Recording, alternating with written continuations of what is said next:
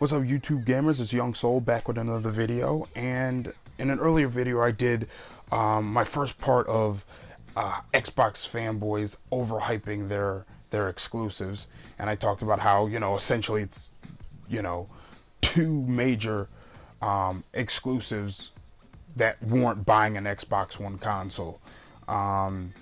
And in this one, I'm really just going to go down on one of the last games. Again, I'm not knocking the games themselves. I'm knocking the Xbox fanboys who hype these games as unbelievable and reasons to move mountains to get an Xbox One console when I really don't see it. And the thing I'm looking at now is Forza 6. Okay, Forza 6 may be a great game. I'm not here to knock the game itself. What I don't understand is what Forza 6 does that a Forza 5 update couldn't have accomplished. What I mean by that is, okay, you're able to drive in day-night weather, and I'm not sure if it's dynamic weather or not. Dynamic, does it go from day to night? Does it go from raining to sunshine? I'm not sure, but let's just say it does. I'm not 100% sure whether it's dynamic weather or not, but let's just say it does. Why couldn't there have been an update for Forza 5? I don't get it. Maybe I don't know the tech. Maybe there's a big reason why they couldn't have just updated, everything. The 3D puddles. Okay, that sounds great. Why isn't there just an update with the dynamic weather patch or whatever it is? The day-night cycles. Why can't there just be an update? You could have definitely just updated the cars and the tracks. We know that could have just happened. So why is this not just a major update for Forza 5? It could have been a $30 or $40 add-on content with, like, I don't know, 40, 20, 30, maybe 40, 50 gigabytes worth of update, because I mean dynamic weather and can't be a small update. You know what I mean? So, whatever. 30 or 40 gigabytes worth of updates for 20, 30, or maybe $40. I don't understand what Forza 6 does that Forza 5 with an update could not have accomplished. And don't get me wrong, I say the same thing for MLB. Okay, MLB is to me is a huge game. I'm big into MLB, and a little backstory there is because my older brother played minor league baseball, had a couple shots at the majors in spring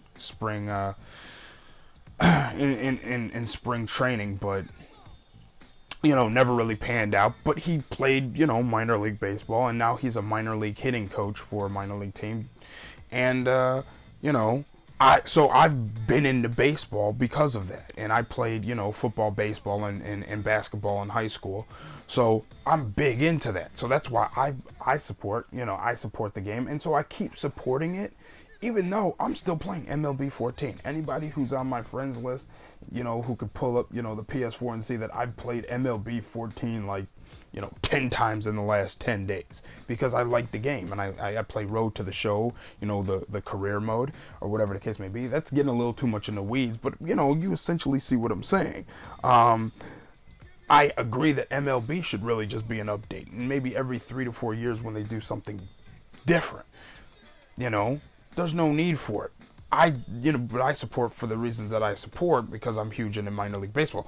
But what does Forza do? And I mean, hey, maybe the die-hard car fans of Xbox car fans are going to pick that game up. And I'm not saying you shouldn't. I'm not saying the game is bad. And I know people are going to misinterpret that to be like, oh, you're just hating on the game. No, game's great. I just don't understand why another one is needed. Same thing is going to happen like for Forza Horizon 3. What will it do that Forza Horizon 2 couldn't be patched to do? What is Forza 7 going to do that Forza 6 can't? I mean, I don't understand why these games keep coming out. Okay? The way I see it is, to me, this goes back to the hyped feature.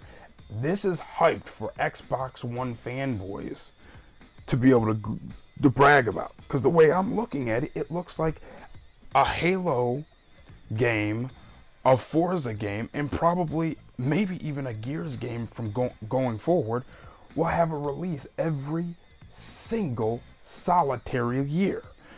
I mean, we already know Forza 5, Forza Horizon 2, Forza 6, Forza Horizon 3, Forza 7, Forza Horizon 4, Forza 8, Forza Horizon 5. You're going to see that every single year the rest of this generation. You know what else you're going to see, ladies and gentlemen? What else you're going to see is you're going to see a new Halo every single year this generation, folks. Do you know that up until today's date, there have been 12 Halo games in 14 years? The whole Xbox brand has been out since 2001, so that's 14 years. You've got Halo 1, 2, 3, ODST, Reach, Guardians, Wars, Spartan Assault, Spartan Strike, Halo 4, Halo 1 HD, and Halo Master Chief Collection. Okay? That is 12 games in 14 years. That is, and if you count this year with Halo 5, that'll be 13 games in 14 years. They come out with a Halo every year, okay? Every year. So mark my words. You got Halo Wars 2 coming out in 2016. What you want? I will bet somebody money. That there will be another Halo in 2017. It's going to either be Halo ODST 2, Halo Reach 2, Halo Guardians 2, Halo Spartan Assault 2, Halo Spartan Strike 2. But there will be another Halo game in 2017, and there'll be another one in 2018. You know what I mean? They're milking their franchises. So what Xbox fanboys are then able to do is, look at all the exclusives we got. But they keep counting every Forza. They keep counting every Halo. They're going to count every Killer Instinct Season 3, what are we on, 4 or 5 or whatever.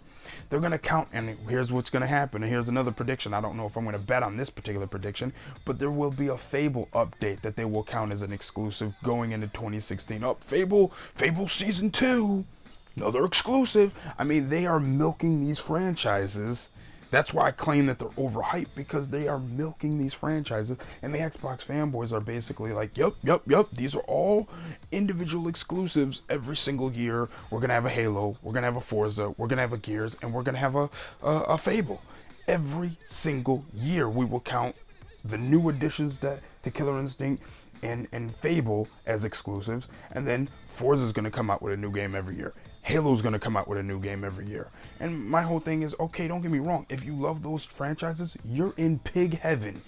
You are like a pig in, you know, the phrase, okay? But if you're not into those franchises, they're not pulling anyone new into the franchise. They are not pulling anyone new in. And the problem with, well, I'll get into that in some other video. But anyway, let me know what you think.